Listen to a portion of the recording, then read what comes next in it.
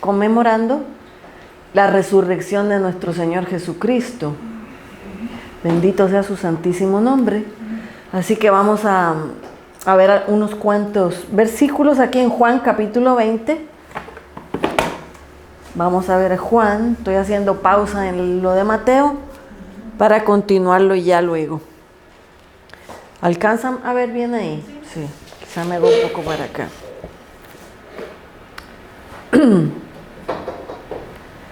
¿Verdad? En los cuatro evangelios tenemos el recuento de la resurrección de Cristo, de su crucifixión y de su resurrección. Pero vamos a leer aquí el recuento en Juan capítulo 20. Y dice así: el primer día de la semana, estando aún oscuro. ¿Cuándo era el primer día de la semana? Domingo, ¿verdad? Domingo para el calendario judío, bueno, lo es para nosotros también, era el primer día de la semana. Dice, estaba todavía oscuro. Y María Magdalena llega temprano al sepulcro y ve la piedra quitada del sepulcro. Dice aquí que entonces corrió y fue y vio a Simón Pedro y al otro discípulo a quien Jesús amaba. Y les dijo, se llevaron del sepulcro al Señor y no sabemos dónde lo hayan puesto. ¿Verdad? Llega María Magdalena, no ve ahí al Señor y corre a decirle a Pedro que en eso venía. Se lo llevaron y no sabemos dónde lo hayan puesto, dice. Entonces salió Pedro con el otro discípulo y fueron al sepulcro. Y corrían los dos juntos. Pero el otro discípulo corrió más aprisa que Pedro y llegó primero al sepulcro. Y agachándose vio la envoltura que estaba allí. Sin embargo, no entró. O sea, el otro discípulo sabemos que era Juan, ¿verdad? Que es el que escribe esta carta, este evangelio. Entonces, él llegó más rápido que Pedro, corrió más rápido, se agachó nomás, pero no entró. O sea, ahí se detuvo. Dice aquí, versículo 6. Entonces llegó Simón Pedro, que lo seguía, y entrando dentro del sepulcro, vio la envoltura que estaba allí, y el sudario que había estado sobre su cabeza, no puesto con la envoltura, sino enrollado en un lugar aparte. ¿Verdad? Da todos esos detalles. Entra Pedro, no ve a nadie, y ve el sudario, ¿verdad? Que era con lo cual le habían envuelto la cabeza, enrolladito en un lugar aparte. Dice aquí, entonces entró el otro discípulo, el que había llegado primero al sepulcro, y vio y creyó. Él sí, ni bien vio cuando entró que ya el cuerpo del Señor no estaba ahí. Dice ahí que creyó, o sea, en ese instante. Dice, ay, estoy dando para atrás, perdón. Porque aún no habían entendido la escritura, que le era necesario resucitar de entre los muertos. Así que los discípulos fueron otra vez a los suyos. ¿Vieron? Todavía ellos, imaginemos, estaban seguramente sin dormir, con los ojos hinchados de tanto llorar, desde el viernes. Más Pedro, después de que lo había negado, ya no tuvo oportunidad de... Al Señor se lo llevaron para crucificar y recordamos que Pedro, dice la Biblia, que salió y lloró amargamente después de que lo negó, que el Señor lo miró y eso se acordó que lo había negado y entonces que el Señor se lo había dicho, se acordó y dice que salió afuera y lloró amargamente. Yo me imagino cómo habrá estado ese hombre por 3 días, desde ese momento hasta el domingo estaban.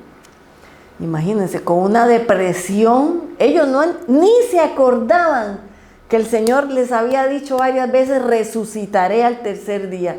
Ellos no se acordaban. Las mujeres, dicen otros los evangelios, que iban a ungir el cuerpo. No iban con la esperanza de encontrarse la tumba vacía. Iban con la idea de ungir. Dicen otro de los evangelios, llevaban especias aromáticas. ¿Para qué? Porque era una costumbre de los judíos ungir al cadáver, ¿verdad? Con hierbas aromáticas especiales y envolverlo. Pues para eso era que iban. No lo pudieron hacer el día que crucificaron al Señor y que Él murió, porque se celebraba el sábado. Y en otro de los evangelios dice que ese sábado era grande. ¿Por qué? Porque estaban celebrando la Pascua, que era una de las fiestas más solemnes. Yo creo que era la más solemne que ellos celebraban. Así que entonces ni las mujeres iban listas, ni se acordaron que Jesús les había dicho que iba él a resucitar. Y Pedro tampoco. Ellos iban totalmente destruidos, ¿verdad?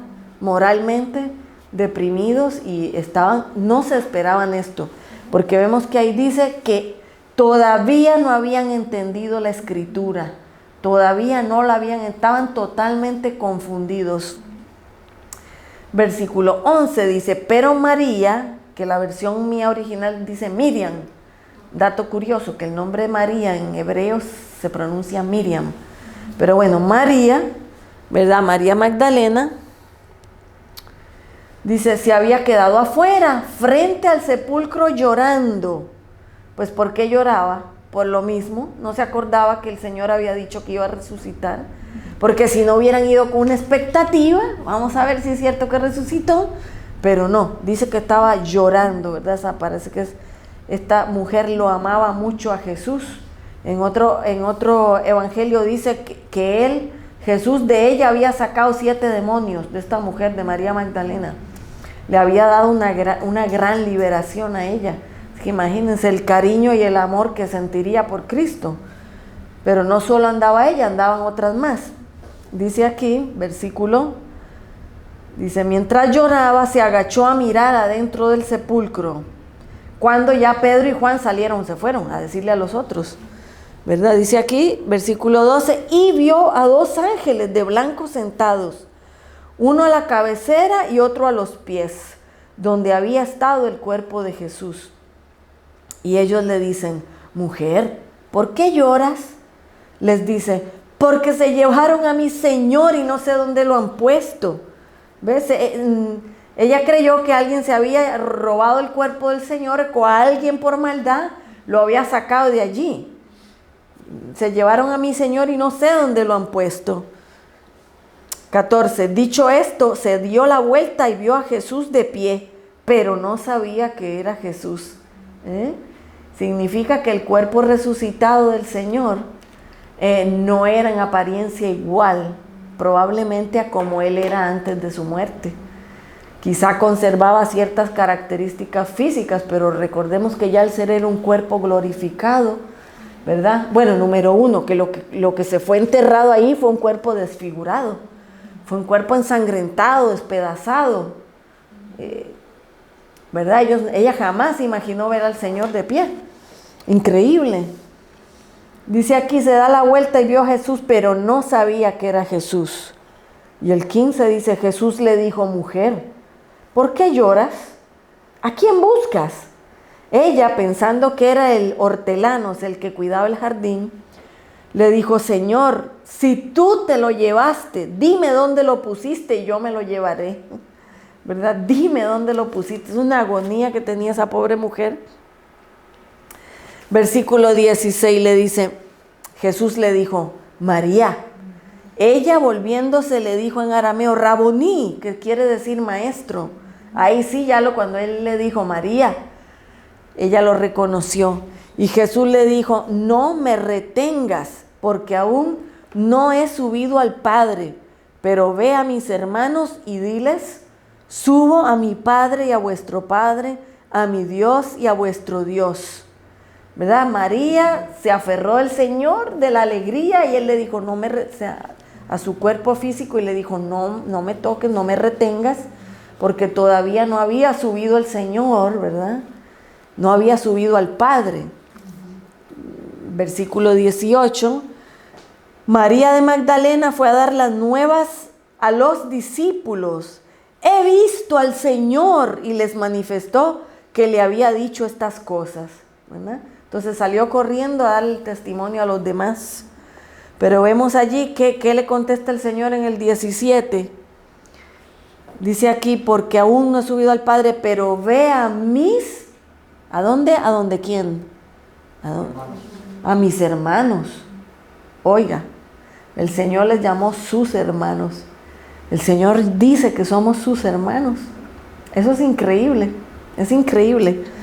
¿verdad? Ya los trataba de hermanos. Así que dice que María corrió y se fue a dar las nuevas. Versículo 19.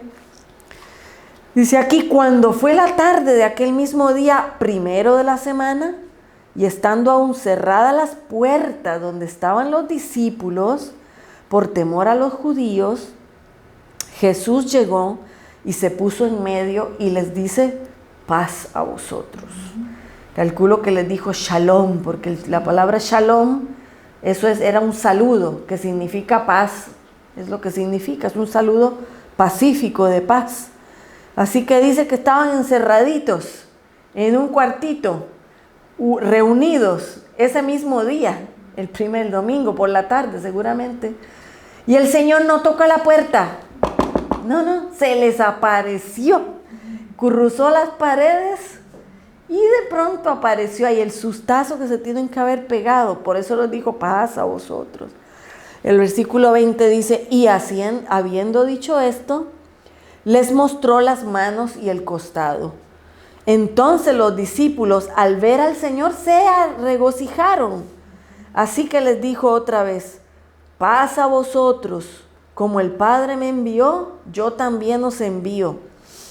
Y habiendo dicho esto, sopló y les dijo, recibid el Espíritu Santo.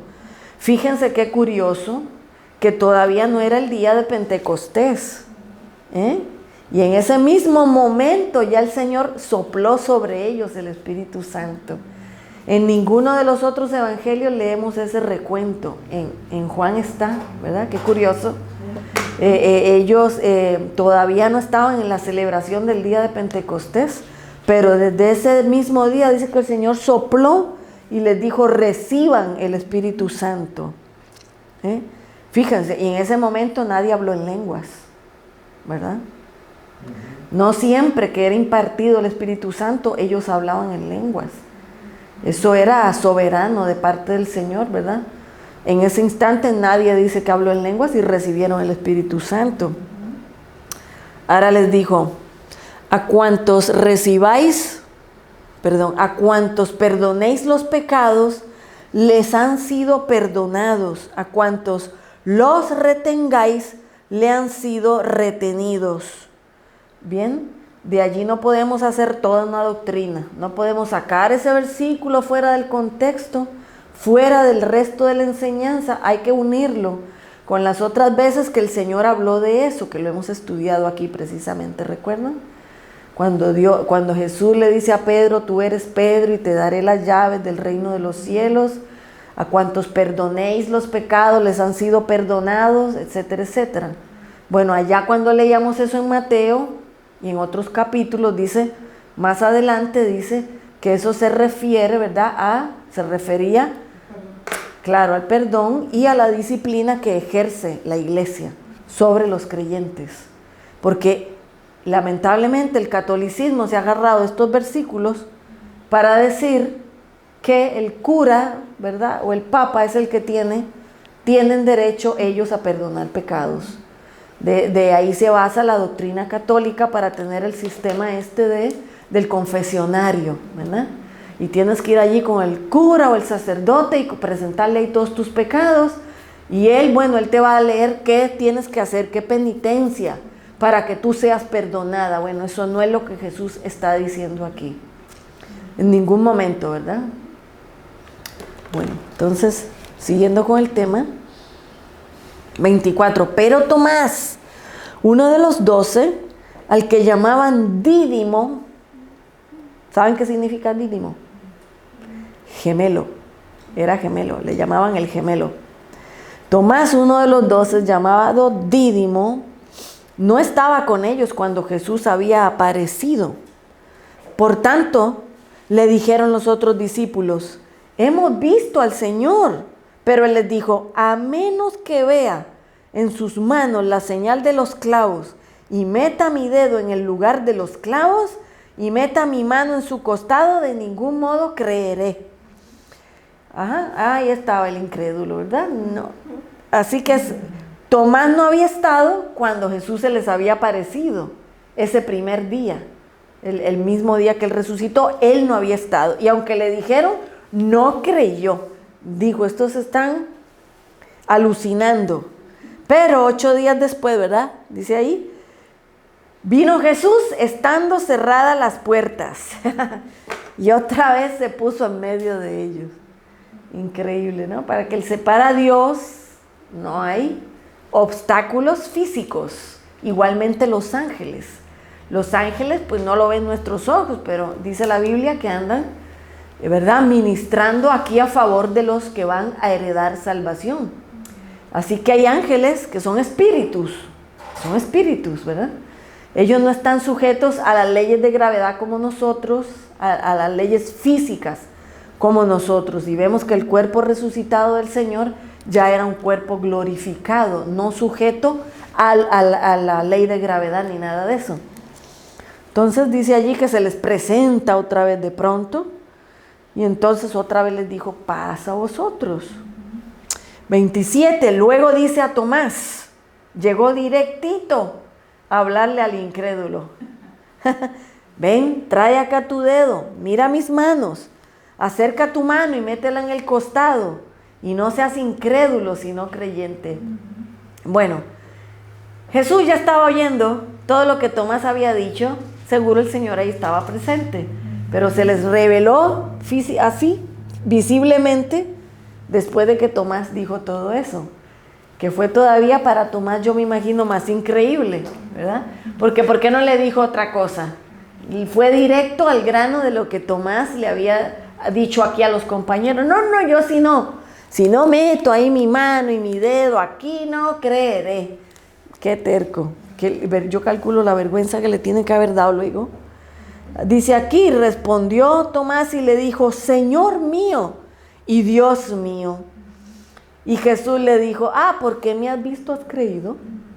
Bienaventurados los que no vieron y creyeron. Entonces le dijo así, porque ya me viste, ya me tocaste, ya creíste.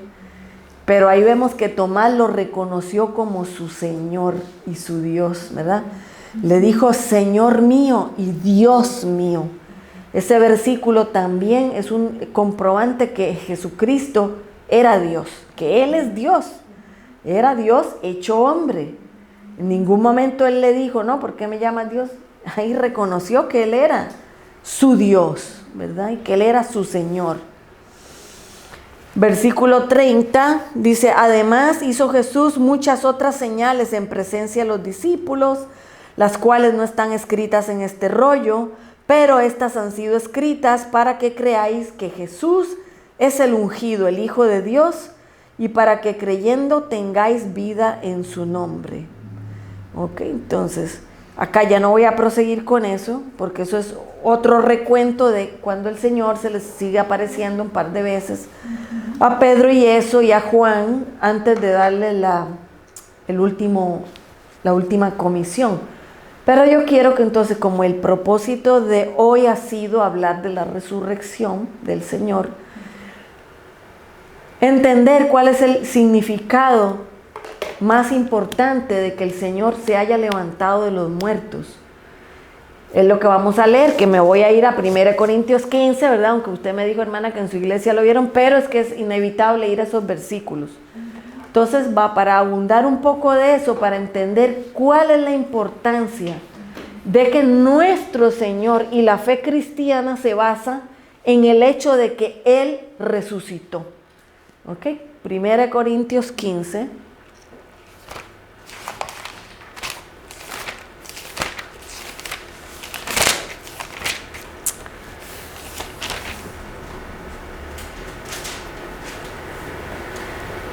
Primera Corintios 15, versículo 3. No lo voy a leer absolutamente todo, pero voy a ir escogiendo algunos versículos. ¿Listo?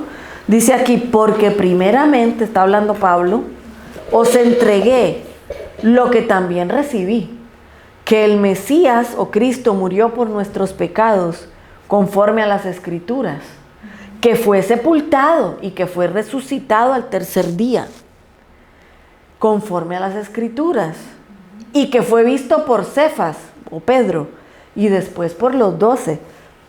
Después fue visto por más de 500 hermanos a la vez, la mayoría de los cuales aún viven y algunos ya duermen. Después fue visto por Jacobo, que era el hermano del Señor, ahí se refiere al hermano del Señor, después por todos los apóstoles, y al último de todos, como a un abortivo, se me apareció también a mí. Entonces, Pablo, ¿por qué les viene diciendo esto a los corintios? Porque ya había algunos ahí en la iglesia diciendo que la resurrección no existía, que eso era puro cuento, que eso era fantasía. Entonces Pablo viene a corregir esa mentira, vamos a decir, ese falso pensamiento de que la resurrección no existía. Entonces por eso les dijo eso. Les dijo que primero se le apareció, ¿verdad?, a Pedro, luego a los 12 discípulos, y que también luego se le apareció a Jacobo, el hermano del Señor. Y dice, y como último, como si fuera yo un abortivo, o sea, ahí, a lo último, también se me apareció a mí. Así que Pablo es fuera de los 12 apóstoles y de esa gente, de ese montón de personas, al último a quien se le apareció. Él dice, él a mí, como un abortivo. ¿Por qué? Porque el Señor no se le apareció a él en esos 40 días que Jesús andaba cuando él resucitó antes de ascender al cielo. Pablo no andaba en ese grupo. Pablo, un tiempo después, ¿verdad?, cuando tiene el encuentro aquel con Jesús en el caballo, cuando iba ahí a apresar a los cristianos para meterlos presos, ahí fue que se le apareció el Señor y lo tumbó del caballo en el que iba. Y oyó la voz, ¿verdad? Y dice que tuvo una visión que lo dejó ciego. Y la voz fue, Pablo, Pablo, ¿por qué me persigues? ¿Quién eres, Señor? Le dijo él, ¿quién eres? Yo soy Jesús a quien tú persigues. Y no solo ahí se le apareció el Señor, sino que si leemos Gálatas, en el primer capítulo, dice que él recibió de parte del Señor revelación directa. O sea, el Señor a él le reveló directamente el Evangelio. A él no se lo contaron los demás apóstoles, ni Pedro, ni ninguno de ellos. A él nadie le dijo el Evangelio, fue él, pero especialmente fue el Señor Jesucristo.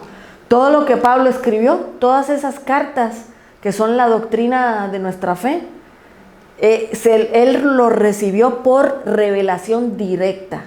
No fue porque se lo contó otra persona, ni porque leyó nada. Él lo recibió directamente de parte del Señor. Así que él les está diciendo, ¿verdad? ¿Cómo le está dando el testimonio? Si a mí se me apareció, yo soy testigo de que él está vivo, ¿verdad? Y no solo él, sino todos los demás apóstoles y discípulos. Dice aquí el 9, yo que soy el más insignificante de los apóstoles y no soy digno de ser llamado apóstol, porque yo perseguía a la iglesia de Dios. Pero por la gracia de Dios soy lo que soy, y su gracia hacia mí no ha sido en vano. Al contrario, trabajé más que todos ellos, pero no yo, sino la gracia de Dios conmigo. Versículo 11, pues ya sea yo, ya sean ellos, así predicamos y así habéis creído. Versículo 12, entonces dice, si se predica que Cristo fue resucitado de los muertos, ¿cómo dicen algunos de entre vosotros que no hay resurrección de muertos? Porque si no hay resurrección de muertos, tampoco Cristo fue resucitado. Y si Cristo no fue resucitado, vana nuestra predicación, vana también nuestra fe. Y hasta somos hallados falsos testigos de Dios, porque testificamos que Dios resucitó a Cristo, al cual entonces si no resucitó, si es verdad que los muertos no son resucitados. Porque si los muertos no son resucitados, versículo 16, tampoco Cristo fue resucitado. Y si Cristo no fue resucitado, vuestra fe es inútil. Aún estáis en vuestros pecados, y también los que durmieron en Cristo perecieron. ¿Verdad? Le dijo, bueno, si es cierto que no hay resurrección, ¿qué hacemos aquí? ¿Para qué estamos aquí? Estamos muertos en pecados. ¿Ven? Él le está diciendo, están terriblemente equivocados, aseverando que no existe la resurrección. En otra ocasión, otros andaban diciendo que ya había habido resurrección, en el libro de los Gálatas. Y andaban perturbando, ¿ve? Cómo se meten falsas doctrinas, falsos maestros en medio del rebaño, y no todos se dan cuenta. Tuvo que llegarle la queja a Pablo para que Pablo pudiera corregir la situación, porque aparentemente el pastor de Corinto no había corregido esa situación. Tuvo Pablo que mandarle la carta para explicarles qué está pasando, de dónde salen esas ideas de que no existe la resurrección. Pues si eso fuera así, pues ¿qué estamos haciendo aquí? ¿Verdad? Pues Cristo no resucitó, estamos fritos. ¿Por qué? Porque no hay perdón de pecados. Si Jesús no hubiera resucitado, hubiera comprobado que era un farsante, se hubiera comprobado que era un impostor, que realmente Él no era quien decía ser. Sin embargo, la resurrección, que no fue algo así, que alguien se imaginó, no, dice ahí que lo vieron. Los 12, lo vio Pablo, lo vieron más de 500, dice ahí. O sea, no fue tres o cuatro los que lo vieron, fue más de 500 personas las que lo miraron y dan testimonio. Dice Pablo, algunos ya están durmiendo, o sea, ya algunos murieron, pero todavía muchos están entre nosotros. Así que esa es la gran importancia de nosotros celebrar que Jesús se levantó de los muertos, porque si no, nuestra fe sería una farsa, sería algo que no. Fíjense lo que él sigue diciendo ahí: si solamente para esta vida esperamos en Cristo, somos los más dignos de lástima de todos los hombres. Seríamos los más, ¿es verdad? Ese Pablo que sufrió azotes, sufrió que lo apedrearon, encarcelado, azotado, andaba con hambre, no tenía ni qué ponerse a veces ni qué comer. Todos esos apóstoles que fueron martirizados, murieron todos como mártires, crucificados, aserrados, de todo. Bueno, ¿para qué entonces matarse? ¿Para qué arriesgar tu vida? Si Cristo no resucitó, pues todo esto es un cuento chino. Pero Pablo está diciendo jamás. Fíjense ahí. Y es muy interesante esto de la resurrección, porque esa es nuestra esperanza. Fíjense ahí lo que dice allí. Pero ahora, Cristo ha resucitado de entre los muertos como primicias de los que duermen. De primicias es como el primero de los que resucitaron y fue resucitó para ser de una vez ya glorificado, porque el Señor hizo varias resurrecciones, milagros, ¿verdad? Pero esas personas que Él resucitó volvieron a morir, están esperando el día de la resurrección. Así que le dice, fíjense, por cuánto la muerte vino por medio de un hombre, también por medio de un hombre la resurrección de los muertos. Gracias a Adán morimos todos, pero gracias a Cristo el que cree en Él será resucitado. Porque así como en Adán todos mueren, así también en Cristo todos serán vivificados. Pero fíjense aquí, cada uno en su orden. Cristo, que es las primicias, primero. Luego, los que son de Cristo en su venida. Ahí está. ¿Cuándo es la resurrección de los muertos? En la venida, en su segunda venida. Dice aquí, luego el fin, cuando entrega el reino al Dios y Padre, ¿verdad? Versículo 24, después el fin. Cuando Él entregue el reino al Dios y Padre, cuando suprima todo imperio y autoridad y poder. O sea, ¿qué es lo que está diciendo Pablo aquí? Que Jesús es el primero en haber resucitado. Luego, paso número 2, resucitan los que son de Él en su venida. Paso número 3, es el fin. En la venida de Cristo es el fin de todas las cosas ya. Los que son de Él resucitan para vida eterna. Y cuando Él venga, dice ahí que Él suprimirá todo imperio, autoridad y poder. Todos sus enemigos quedarán aplastados bajo sus pies, incluyendo al diablo, que es Satanás. Fíjese lo que dice ahí, porque es necesario que Él reine hasta que ponga a todos sus enemigos bajo sus pies. Cristo, desde el día que resucitó, está reinando. Él está reinando desde el cielo. Recordemos que le dijo Él antes de irse a ellos. Les dijo ahí en Mateo 28, dice, toda potestad y autoridad me ha sido dada, tanto en el cielo como en la tierra. Cristo no va a reinar cuando Él venga. Sí va a reinar, pero Él ya está reinando. Él hace 2000 años que Él está reinando. Él no reinaba antes de venir a la cruz y morir por nosotros, ¿verdad? Él estaba en un estado preencarnado. Bueno, sí reinaba porque Él es Dios, Él es el Hijo de Dios. Pero como Mesías, como nuestro Señor y Salvador, fue hasta que Él cumplió su misión.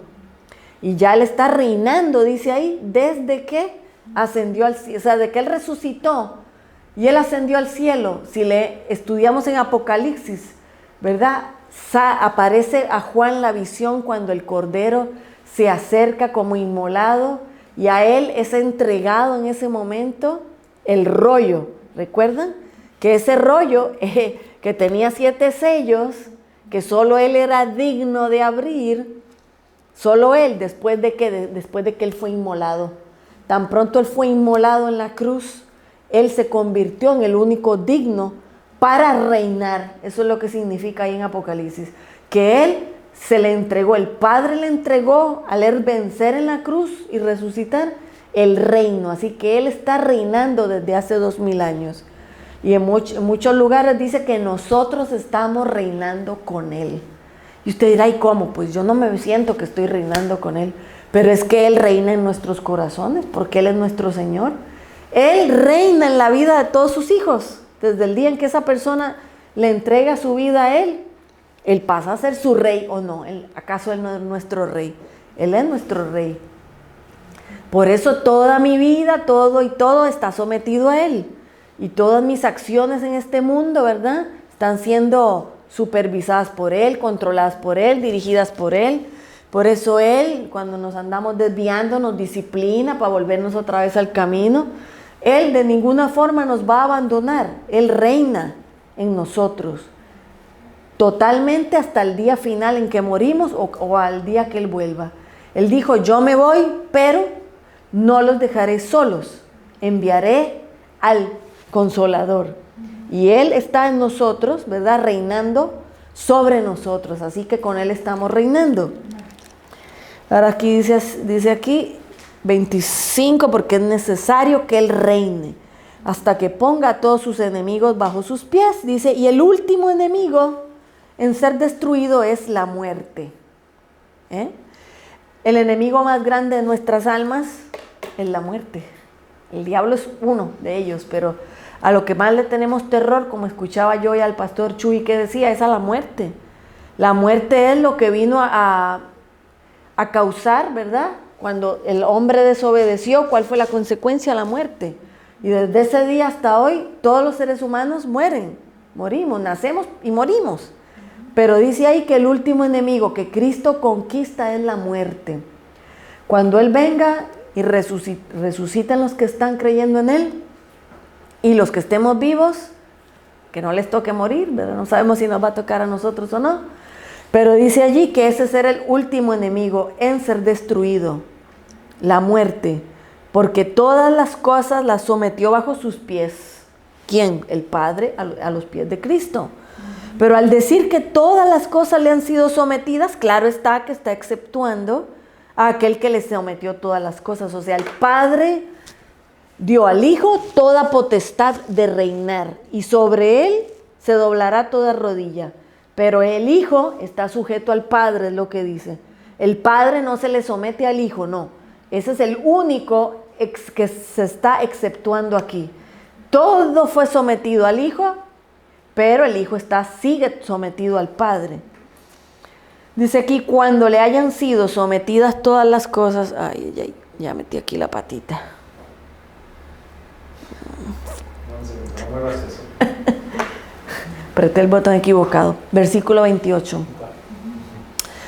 Cuando le hayan sometido y cuando le hayan sido sometidas todas las cosas, entonces, fíjense qué curioso, también el Hijo mismo se sujetará al que le sujetó a Él todas las cosas, para que Dios sea todo en todos. Sea todo en todos. O sea, que Él mismo, cuando Él venga, ¿verdad? Y Él nos venga a buscar, Él ya va a haber cumplido su misión y se le va a someter otra vez al Padre. Es un misterio que no logramos entender bien cómo va a ser. Yo a veces me pregunto, Señor, cuando tú vengas a buscarnos, ¿será que te iremos a ver a ti como Jesús el Cordero y a tu Padre sentado en el trono? ¿O será que tú mismo estarás sentado en el trono y tú serás? Es un misterio que está difícil de entender, que ahora nuestra mente no nos da para entender eso. Él no ha querido revelarnos bien cómo hacer eso. Vemos por espejo, como a través de un velo, dice Pablo. Ahorita no lo vamos a saber todo. Dice aquí, sigue argumentando Pablo, pues si no es así, ¿qué harán los que son bautizados por los muertos? Si realmente los muertos no son resucitados, ¿por qué pues son bautizados por ellos? No me pregunte qué significa ese versículo porque no lo sé. No lo sé. Gente que se bautizaba por los muertos, bueno. Ese es un misterio ahí que yo creo que no he escuchado a ningún teólogo dar una respuesta satisfactoria. Dice aquí, ¿qué harán los que son bautizados por los muertos? Si realmente los muertos no son resucitados, ¿por qué pues son bautizados por ellos? Bueno, no me pregunten más, no les tengo la respuesta, lamentablemente. Versículo 30, por la gloria que tengo de vosotros en Jesucristo, cada día muero. Dice ahí el 32, si como hombre batallé contra fieras en Éfeso, y no se refiere a leones ni a tigres, se refiere a gente que se le oponía, a opositores dentro de la iglesia en Éfeso. Dice aquí, ¿qué provecho obtuve si los muertos no son resucitados? Comamos y bebamos porque mañana moriremos. Versículo 32, ¿verdad? ¿Qué es lo que dijo Pablo aquí? Pues yo me he matado luchando contra falsas doctrinas, contra tantas penurias, tantos castigos. En Éfeso tuve que librar una guerra infernal, es lo que le está diciendo, ¿verdad? Con gente que se le oponía por falsas doctrinas. Dice aquí, y si acaso entonces no existe la resurrección, ¿para qué yo me maté tanto? Mejor pongámonos a comer y a beber que mañana moriremos y ahí se acabó todo. Si solamente, ¿verdad?, estamos trabajando para esta vida, Pablo dice, mejor, entonces hagamos lo que bien nos parezca. Pero no es así, fíjate lo que dice, versículo 33, no os dejéis engañar. Las malas compañías corrompen las buenas costumbres. ¿Qué está diciendo allí? Bueno, ese que andaba diciendo que no existía la resurrección, una falsa doctrina. No se dejen corromper, no se dejen engañar. Por estar prestando atención a mentiras, ustedes van a terminar siendo engañados. Dice ahí, vuelvan justamente a la sensatez y no sigáis pecando. Fíjate ahí también, pecando. Porque algunos carecen de percepción de Dios. Hablo para vergüenza vuestra. Les estaba regañando, dejen de andar pecando. Van a hacer lo que les da la gana porque no hay resurrección. Vuelvan a la sensatez. Dejen esos caminos malos, ¿verdad? Dejen de andar pecando. Parece que no conocen a Dios. Y le está hablando a cristianos. Era gente convertida. Parece que no conocen a Dios. Así mismo nosotros, ¿verdad? ¿Cuántas veces no nos rompemos la cabeza viendo a supuestos hermanos creyentes, ¿verdad? Uno dice, pero ¿cómo es posible? Dios mío, ¿cómo es posible? Pero ahí está. La corrupción está también. Dice allí, hablo para vergüenza vuestra. Pero dirá alguno, ¿cómo son resucitados los muertos? ¿Qué es eso? Es una fantasía. ¿Con qué clase de cuerpo vienen? ¿Verdad? Insensato. Le dice Pablo, insensato. Lo que tú siembras no es vivificado, sino muere. Ciertamente. ¿Verdad? Si nosotros sembramos un grano de lo que sea, ese grano tiene que sufrir un proceso, un trauma. Se tiene que empezar a abrir, tiene que perder su forma original para que de allí comience a brotar la plantita o la vida. Como una semillita que puso mi hija de aguacate del año pasado en agua y vimos cómo a través de las semanas empezó a abrirse la semilla. ¿Te acuerdas, niña? Sufrió una transformación, poco a poco ahí sin darnos cuenta comenzó a abrirse la semilla, abrirse. Yo decía, esta ya se va a partir en dos. Y empezó a salir la matita, estando la semilla ahí en el agua. ¿sí? El agua y el sol causaron esa transformación. Pues igual sucede con lo que sembramos, ¿verdad? Se siembra, como dice aquí Pablo, dice aquí versículo 37, lo que siembras, no siembras el cuerpo que llegará a ser, sino un grano desnudo de trigo o de lo que sea. Pero Dios le da un cuerpo como Él quiere. Y a cada uno de las semillas su propio cuerpo. ¿Verdad que está diciendo el Pablo? No sembramos el árbol, sembramos una cosita así. Y eso es increíblemente cómo se transforma en otra cosa, en un árbol. Dice aquí, pero Dios da un cuerpo como Él quiere, ¿verdad? ¿Qué está hablando Pablo aquí? Bueno, ¿cómo vamos a resucitar? Pues Dios le va a dar a cada quien su gloria o su imagen. Porque dice ahí, vamos a seguir leyendo. Dice aquí, según como Él quiera, pues Dios es soberano, ¿verdad? Y así como nos dio una apariencia física en este mundo, Él nos dará una apariencia gloriosa cuando seamos resucitados. Dice, no toda carne es la misma carne, sino que una es humana, otra es carne de bestias, otra carne de aves, otra carne de peces. Ahí estamos hablando de lo físico, ¿eh? No es lo mismo el linaje humano que el linaje de un animal. Somos nosotros hechos a semejanza de Dios, no así los animales. Dice aquí, pues hay cuerpos celestiales, versículo 40, y cuerpos terrenales. Pero una en verdad es la gloria de los celestiales y otra la de los terrenales. O sea, nada que ver seremos a lo que nos vemos ahora. No, o sea, quizá conservaremos, qué sé yo, alguna característica, puede ser física, solo Dios lo sabe, Él no lo dice ahí. Pero una cosa es la apariencia de un hombre físico, carne y hueso, y dice ahí que la gloria del celestial es diferente, es otra imagen, es algo seguramente mucho más esplendoroso, obviamente. ¿Verdad? Hay cuerpos celestes, cuerpos terrestres, como compara en el 41, dice, una es la gloria del sol, otra la gloria de la luna. ¿Qué gloria ahí? Pues la belleza, la apariencia, la forma. ¿Verdad? El sol todo el tiempo está redondo, la luna a veces la vemos de una forma, a veces de otra. El sol es miles de veces más potente que una luna. ¿Ve? Brilla uno más que otro, estrellas no brillan todas igual. Pues así está comparando aquí. Así también la resurrección de los muertos. Se siembra en corrupción, se resucita en incorrupción. Se siembra en humillación, resucita en gloria. Se siembra en debilidad, resucita con poder. Se siembra un cuerpo animal, ¿sí? De ánima, tenemos un alma. Resucita un cuerpo espiritual. Si hay cuerpo animal, también hay espiritual, dice Pablo. ¿Verdad? Entonces, ¿qué se siembra? Bueno, y cuando morimos, ¿cómo quedamos? Convertidos ahí en gusanos, pudrición, algo ya inmundo.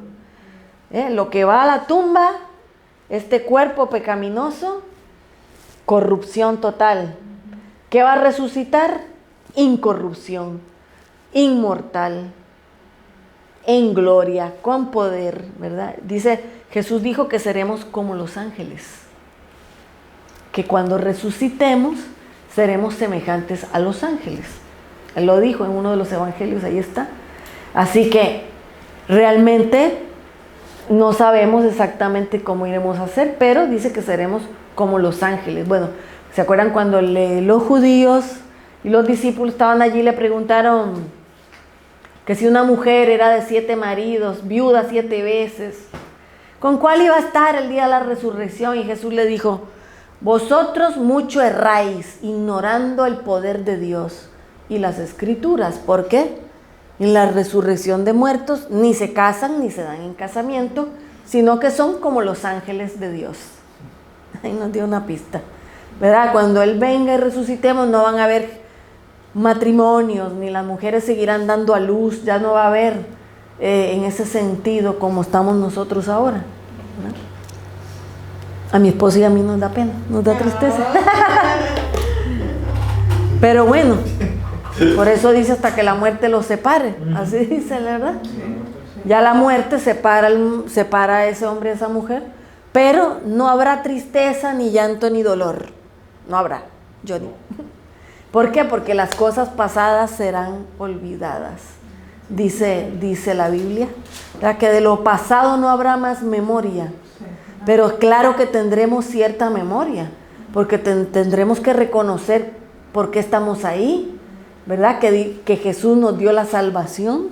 Entonces, claro, pero de lo triste no habrá más memoria. Quizá nos vamos a ver, Johnny, como hermanitos ahí en el cielo, ¿verdad? Como hermanos en Cristo, sí.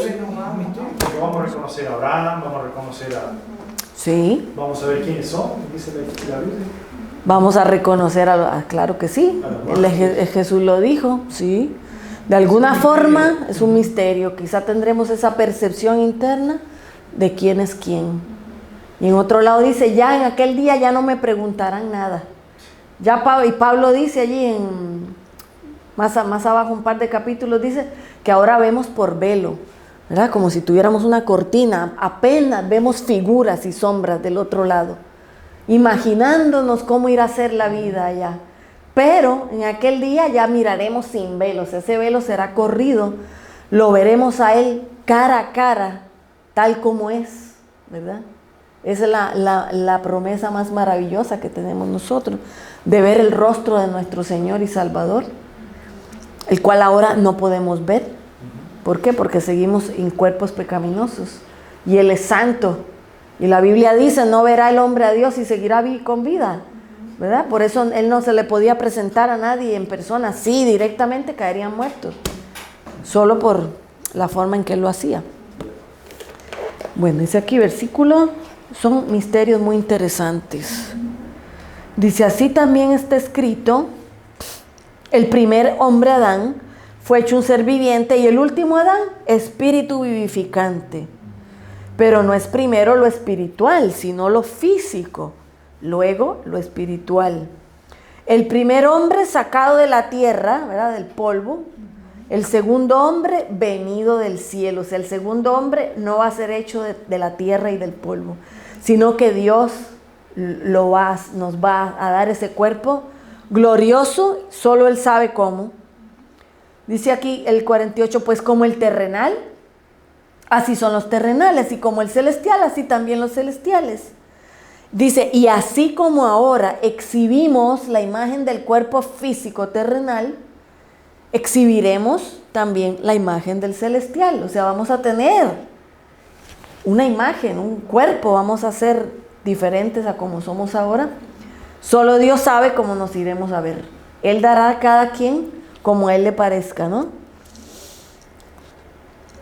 Bueno, dice aquí, pero por esto digo, hermanos, la carne y la sangre no pueden heredar el reino de Dios, ni la corrupción hereda incorrupción, ¿verdad?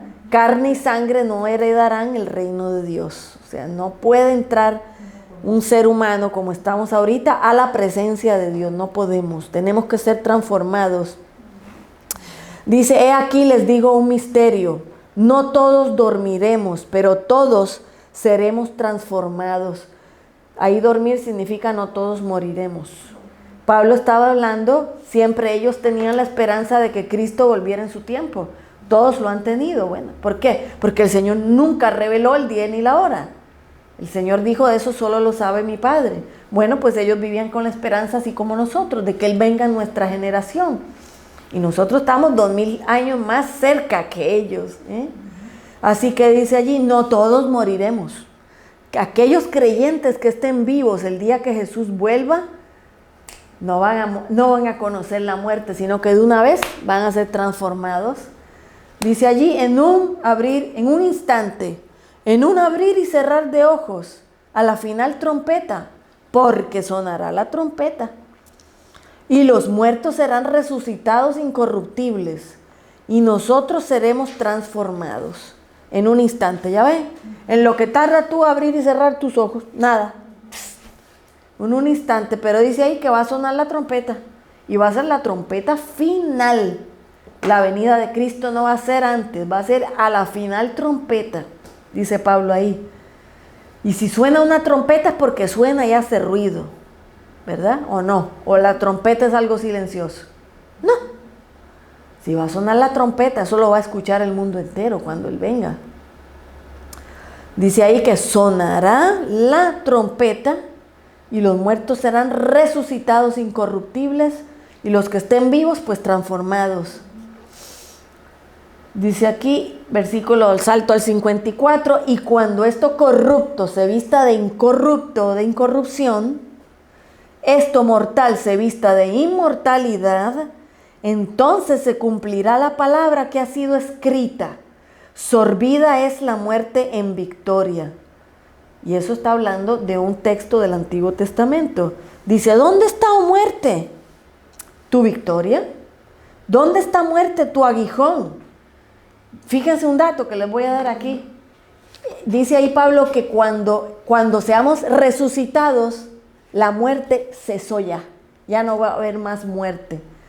Por tanto, es imposible que Jesús venga y nos saque secretamente, como se cree la doctrina del rapto secreto, porque cuando nosotros resucitemos es cuando Cristo viene a buscarnos, ¿o no?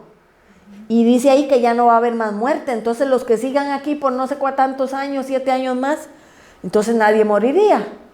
Para que vean que cuando Cristo venga, ese es el día final. Cuando nosotros nos venga y resucitemos, los que estén muertos y los que estén vivos sean transformados, ya no va a haber más muerte, excepto el juicio para los condenados, pero será la segunda muerte. El juicio final traerá la segunda muerte eterna a los que no entregaron su vida a Cristo. Pero el día de su venida, cuando suene la trompeta, que resuciten los cristianos y los que estén vivos sean transformados, ese mismo día ya no habrá más muerte. Hasta ahí llegó. Dice aquí el 56, dice, porque el aguijón de la muerte es el pecado, o sea, lo que produce la muerte es el pecado, y el poder del pecado la ley. Significa que ese día se acabó el pecado. El día que Él venga y nos lleve con Él, ya se terminó el pecado, ya no va a haber más muerte ni más pecado.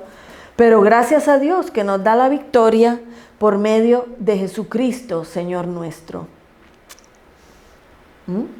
Toda la explicación de la resurrección, ahí está. Ahora les quiero leer algo en Efesios y con eso vamos a concluir. En Efesios capítulo 1, que está ya más adelante.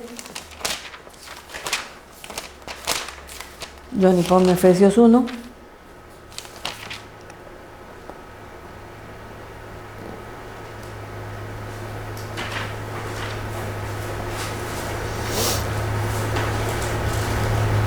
Capítulo 1, versículo 3.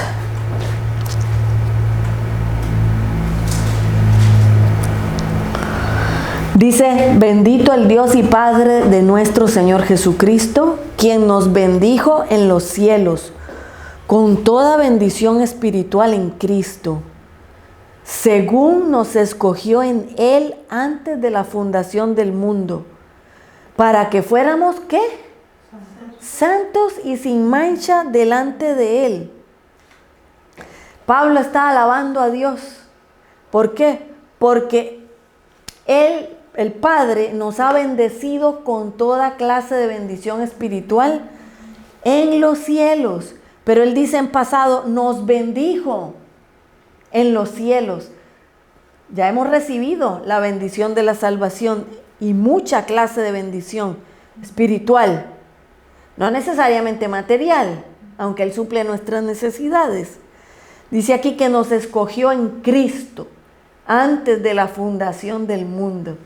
O sea, el pecado, Adán y Eva no fueron algo casual. Ya Dios tenía el plan de la redención. Él sabía lo que iba a hacer el hombre y Él nos escogió en Cristo desde antes de que existiera este planeta Tierra. Eso es un misterio maravilloso. Que nosotros, los que creemos en Él, ya Él nos conocía desde antes de fundar el planeta. Eso es algo fantástico. Eso es algo que te vuela la cabeza. A mí me la vuela. Yo digo, no lo entiendo. ¿Cómo es que mi nombre ya estaba ahí antes de que Dios fundara el mundo? Para Dios no somos obra de la casualidad. Nosotros somos escogidos en Cristo desde antes de la fundación del mundo, habiéndonos predestinado en amor. No solo eso, sino que nos predestinó en amor para ser adoptados hijos suyos por medio de Jesucristo según la complacencia de su voluntad. Él nos predestinó, no solo para que seamos salvados, en amor. ¿Cómo está el amor? ¿Cómo demostró el amor? Dando a su Hijo en la cruz por nosotros. Dice aquí, porque a Él le dio así el parecer, según le complació a Él, así le complació. Dice, ¿para qué? Para alabanza de la gloria de su gracia, en que nos concedió gratuitamente en el amado. Es en el amado, en Jesús, que tenemos esa salvación, en quien tenemos la redención por la sangre, el perdón de los pecados, conforme a la riqueza de su gracia, que hizo sobreabundar con nosotros en toda sabiduría, inteligencia, dándonos a conocer el misterio de su voluntad, según su complacencia que Él se propuso en sí mismo. ¿Cuándo? En la dispensación del cumplimiento de los tiempos, de reunir todas las cosas en Cristo, tanto las que están en los cielos como las que están en la tierra, en quien también fuimos hechos herederos, habiendo sido predestinados conforme al propósito del que hace todas las cosas según el designio de su voluntad, a fin de que seamos para alabanza de su gloria, nosotros, los que primeramente esperábamos en el Mesías, o sea, los judíos. En él también vosotros, dice, habiendo oído la palabra de verdad, ¿cuál? El evangelio de vuestra salvación. Y habiendo creído en él, fuisteis sellados con el Espíritu Santo, que es nuestra garantía de nuestra herencia, hasta la redención de la posesión. O sea, hasta el día que resucitemos o que Él venga, hemos sido sellados con el Espíritu Santo prometido. Así que todas esas bendiciones, ¿verdad?, nos dio el Señor al Cristo resucitar, al Él vencer la muerte. Él dice aquí que nos escogió desde antes de la fundación del mundo y nos predestinó a ser santos y sin mancha. ¿Verdad? Muchos cristianos no saben cuál es su propósito en esta vida. Cristo nos ha destinado a ser santos y sin mancha delante de Él. Ese es el propósito final, irnos santificando, ¿verdad? No solo justificando, sino después de que seamos justificados, es el proceso de la santificación, que esa es la voluntad del Señor, que seamos santos y sin mancha. Y quería encontrar otro versículo, pero se me fue, donde dice que con Cristo hemos sido sentados en los cielos. O sea, no dice seréis sentados,